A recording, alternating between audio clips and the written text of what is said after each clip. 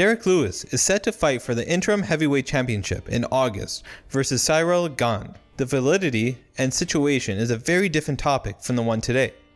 Derrick Lewis has had many ups and downs in his career. It is difficult to categorize Derrick Lewis as a mixed martial artist. Is he a boxer? Is he a wrestler? A karate guy? Derrick Lewis is one of a kind, and there's a case that he could beat anybody in the heavyweight division on any given day. On paper, Gane should go in there, piece up Derrick Lewis with leg kicks, and win a decision after overwhelming and frustrating Derrick Lewis. This may be very true. However, Derrick Lewis has a secret weapon that very few have ever been able to use: drunken style. Before we go any further, make sure to like and subscribe to the channel. If you want more, let us know down in the comments below. Gane is a very unique heavyweight. Let's start with Ciryl. I'm not sure if I'm pronouncing his name right, but let's start with him.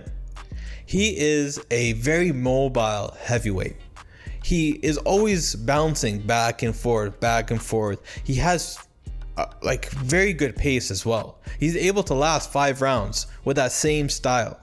He doesn't have the best takedown, but a lot of times he will go in, he'll enter with a takedown, but it will just it's really meant to initiate a clinch.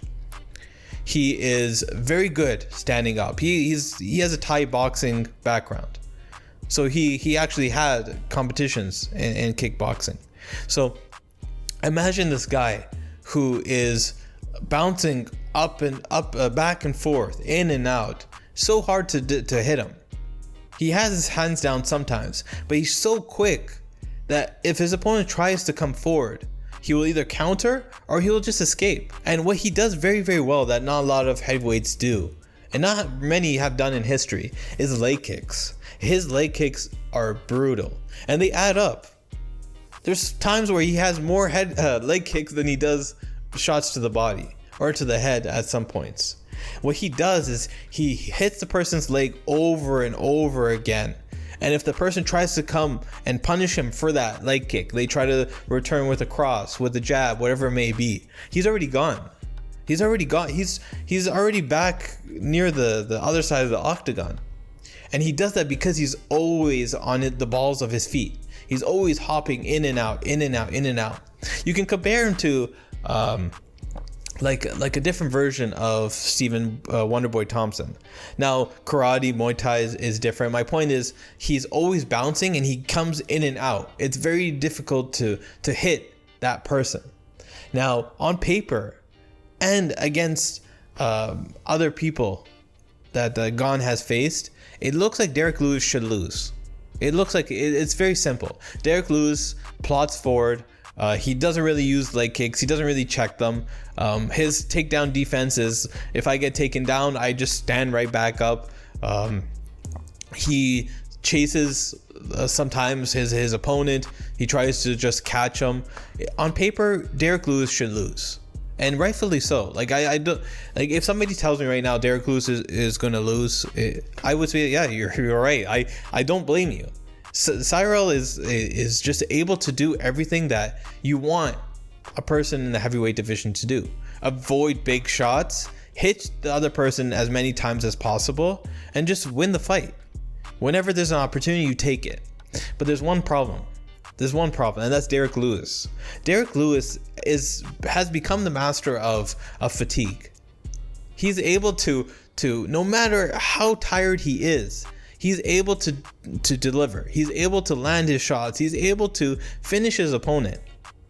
He's able to finish his opponent at any given point in the fight. Literally any.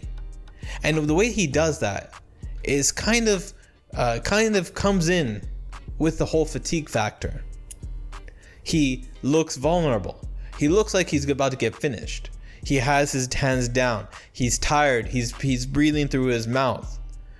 Traditionally, a guy that's tired will not have the same power that he had before, will not have the same speed, will not have the same accuracy. But Derrick Lewis has proven many, many times that, hey, that doesn't matter. I don't care. I will fight until the very last second of the fight. And even then, I will have everything I had in the beginning of the fight in terms of power, speed, accuracy.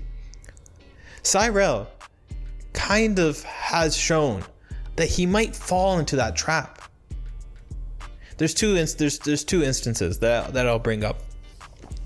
One instance is Ciryl when he feels that he's dominating the fight.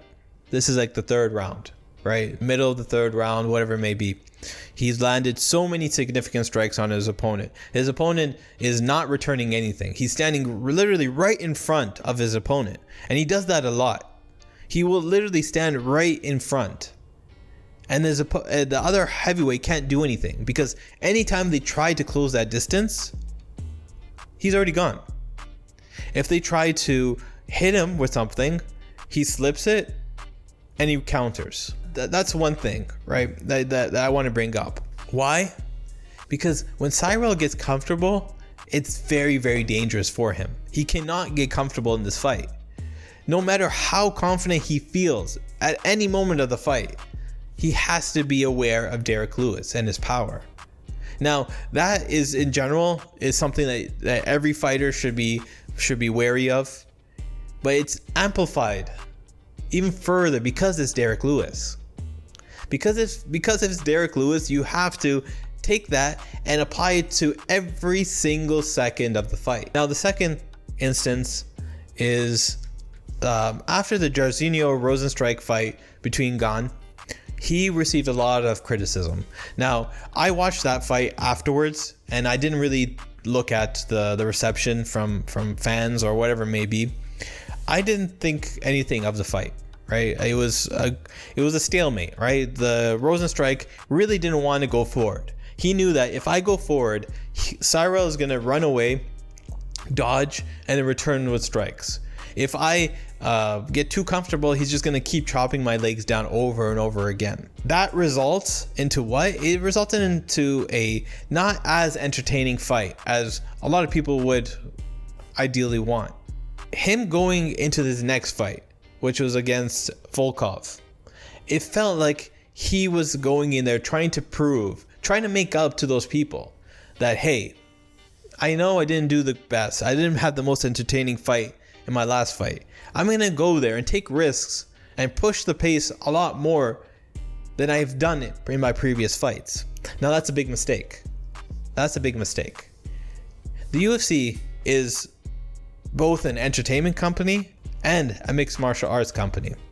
And sometimes the line between those two gets blurred. When you have these guys who are so good that they don't need to do more, and like in situations of the Rozenstruik fight, they don't need to do any more than what they did to win that fight.